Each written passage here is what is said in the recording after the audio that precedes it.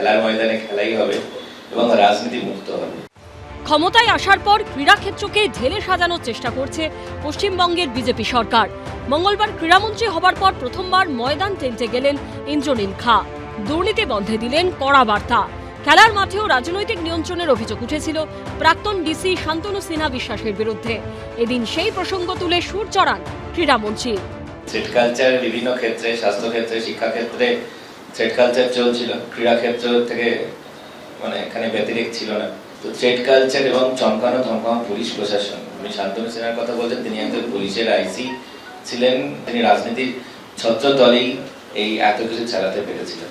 এবং তার সাথে যে সোনা বাপুর মতন যেগুলো গ্রেডেড ক্রিমিনাল, তারা একই সাথে যেভাবে করে বয়স্ক মানুষদের থেকে তাদের জমি বাড়ি সবকিছু লুট করছিল, তোলাবাজি করছিল, সিন্ডিকেট চালিয়েছে, থ্রেড কালচার সর্বত্র। এর ফলে পশ্চিমবঙ্গ পিছিয়ে গেছে। কারণ আমি বারবার একটা কথা বলেছি যে খেলার ময়দানে খেলাই হবে এবং রাজনীতি মুক্ত হবে। সম্মানীয় অভিষেক ডালমিয়া যেটা দিয়েছেন যে চিঠি, সেই চিঠি আমিও পেয়েছি, পড়েওছি এবং ওনার থেকে সময়ও চেয়েছি।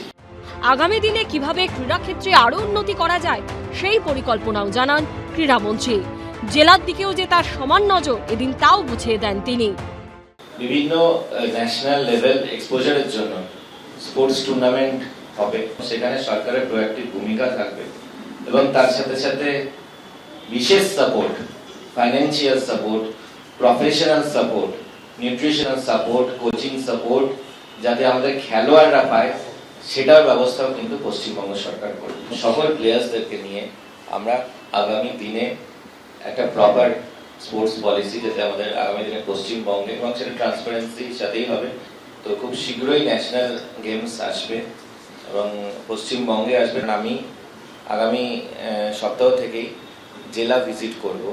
বিভিন্ন জেলা সফরে আমি বিভিন্ন যে স্টেডিয়ামগুলোর কি পরিস্থিতি নিজে সরেজমিনে খতিয়ে দেখার জন্যই করব।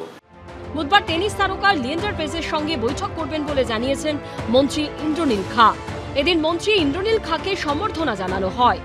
ময়ূখ ঠাকুর চক্রবর্তীর রিপোর্ট, এবিপি আনন্দ।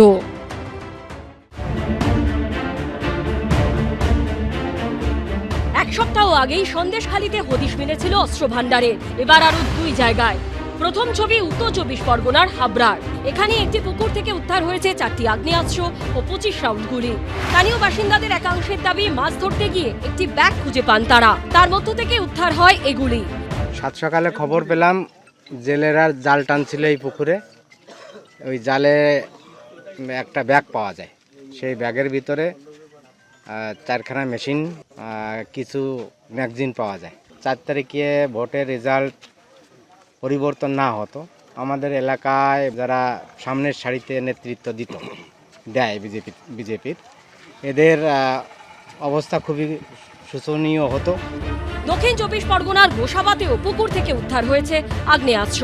স্থানীয়দের একাংশের দাবি, রবিবার পুকুরে মাছ ধরতে গিয়ে সেটি পাওয়া যায়। ঘটনাস্থলে গোসাবা থানার পুলিশ এসে উদ্ধার করে আগ্নেয়াস্ত্রটি। সমীরণ পাল ও Shantanu নস্করের report, ABP Ananda.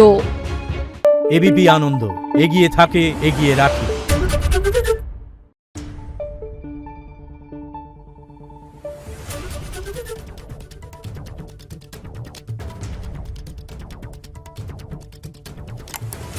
Thank you.